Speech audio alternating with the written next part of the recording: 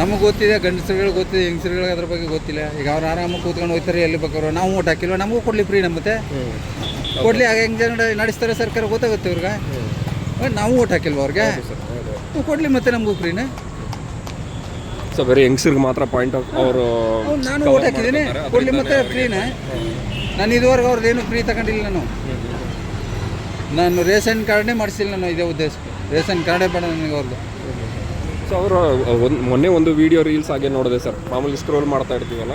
So ಅವಾಗ ನೋಡಿದೆ, ಅದರಲ್ಲಿ ಬಂದ್ಬಿಟ್ಟು ನಾನು ಜನಕ್ಕಾಗಿಯೇ ದುಡಿಮೆ ಮಾಡೋದು, ಜನಕ್ಕೋಸ್ಕರನೇ ನಾನು ಈ ಸರ್ಕಾರ ಸ್ವಾಮಿ ಜನಕ್ಕೆ ದುಡಿಮೆ ಮಾಡೋದವರು ಕೂತ್ಕೊಂಡು ಹೇಳಕ್ಕೆ.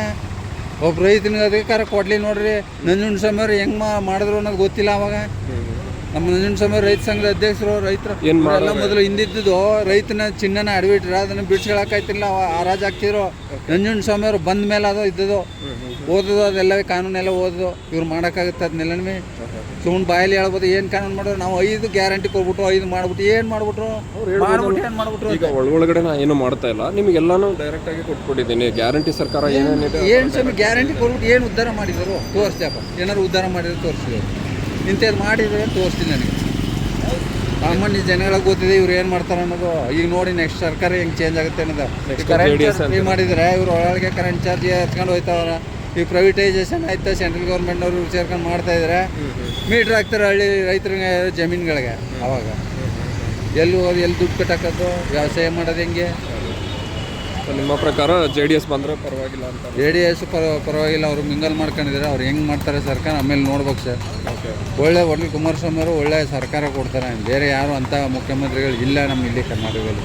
ಆಗ ಅಂತೇವ್ರಿ ಯಾರು ಈಗಲೇ ಕಚ್ಚಾಡ್ತಾ ಇಲ್ವ? ನಾನು ಮುಖ್ಯಮಂತ್ರಿ ಅವರು ಅದಕ್ಕೆ ಈಗ ನಾನು ರೈತ ಸಂಘದಲ್ಲಿದ್ದೀನಿ.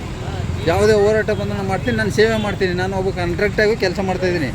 ನಾನು ರೈತರುಗಳಿಗೆ ಯಾರ ಹತ್ರ ದುಡ್ಡಿಲ್ಲ, ನಾನು ಫ್ರೀಯಾಗಿ ನಾ ಕಟ್ಕೊಡ್ತೀನಿ. ಇವ್ರಿಗೆ ತಾಕತ್ತಿದೆಯಾ ಮಾಡೋಕೆ? ಇವ್ರು ಸಂಪಾದನೆ ಮಾಡ್ಕೊಂಡು ಕೂತಾರೆ.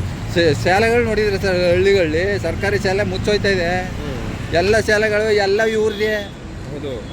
ಪ್ರೈವೇಟೈಸೇಷನ್ ಎಲ್ಲ ಇವರು. ಯಾಕೆ ಲೈಸೆನ್ಸ್ ಕೊಡ್ತಾರೆ ಇವರು? ಸರ್ಕಾರಿ ಶಾಲೆಗಳು ಉದ್ಧಾರ ಮಾಡಿ ಇದರ ಸೇರಿಸಿ ಇವ್ರನ್ನೇ ಶಾಲೆಗಳನ್ನ ಸರ್ಕಾರಿ ಶಾಲೆಗಳಿಗೆ ಕೊಡಲಿ. ಮತ್ತು ಅದನ್ನೇ ಫ್ರೀನ ಇವ್ರಿಗೆ ತಾಕತ್ತಿದ್ರೆ ಕೊಡಲಿ. ಮತ್ತು ಅವರು ಫ್ರೀ ಕೊಡಲಿ. ಮತ್ತು ನಾವು ಓದಿಸ್ತೀವಿ, ನಾವು ಸರ್ಕಾರದಿಂದ ನಾವು ಫ್ರೀ ಇದು ಮಾಡ್ತೀವಿ ಅಂತಂದು ಕೊಡಲಿ. ಮತ್ತು ಮಕ್ಳಿಗೆ ಓದಲಿ.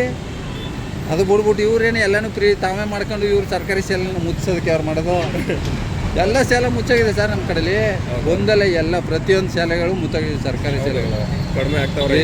2 ಮಕ್ಕಳು ಬರಲ್ಲ ಸರ್ಕಾರಿ ಶಾಲೆಗಳ. ಏನಿದೆ ಸರ್, ಒಳ್ಳೆ ಸಿಸ್ಟಮ್ ಇಲ್ಲ ಅಂತ? ಏನು ಸಿಸ್ಟಮ್ ಅಲ್ಲ ಸರ್. ಈಗ ಸರ್ಕಾರಿ ಶಾಲೆ ಟೀಚರ್ ಆಗ್ಬೇಕಂದ್ರೆ ಓದ್ಕೊಂಡು ಎಕ್ಸಾಮ್ ಬರೆದು ಅವರು ಇದಾಗಿರೋದು. ಪ್ರೈವೇಟೈಸೇಷನ್ಲಿ ಇವರು ದುಡ್ಡು ಕೊಟ್ಬಿಟ್ಟು ತಗೊಂಡ್ರವರು. ಅವರು ಜಸ್ಟ್ ಪಾಸ, ಸೆಕೆಂಡ್ ಕ್ಲಾಸ, ಫಸ್ಟ್ ಕ್ಲಾಸ ಮಾಡಿರ್ತಾರೆ. ಓದ್ಕೊಂಡು ಬರ್ದಿರೋರು ಹೆಚ್ಚ. ಜಸ್ಟ್ ಪಾಸ್ ಮಾಡ್ತಾ ಇವ್ರು ತಗೊಂಡು ಪಾಠ ಮಾಡಿಸ್ತಾರಲ್ಲ ಅದು ಹೆಚ್ಚು ಹೇಳಿ ಇದು ಮಾಡ್ಕೊಂಡು ಇವರೆಲ್ಲವೇ ಹಾಳು ಮಾಡ್ತಾರಲ್ಲ. ಎಲ್ಲಿ ಜನ ಈಗ ಕೊಡಲಿ ಫ್ರೀ ಇವರು. ಇದಕ್ಕೆ ಈ ಶಿಕ್ಷಣಕ್ಕೆ ಕೊಡಲಿ, ಈ ಮೆಡಿಕಲ್ಗೆ ಕೊಡಲಿ ಫ್ರೀಯ. ಇವನ್ನೇನು ಕೇಳಿದ್ವಿ ನಾವು, ಕೊಡಪ್ಪ ನೀನು 2,000 ಕೊಡಪ್ಪ ಅಂತ ಕೇಳಿದ್ವಿ ನಾವು.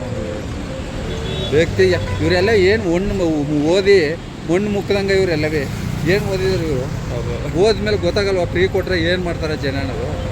ಏನು ಭಾರಿ ಯಾರೋ ಒಬ್ರು ಹೇಳ್ಬಿಟ್ರು ಅಂತ ಅದೊಂದೇ ಒಂದು ಹಿಡ್ಕೊಂಬಂದು ತೋರಿಸ್ತಾರೆ ಇಲ್ಲಿ.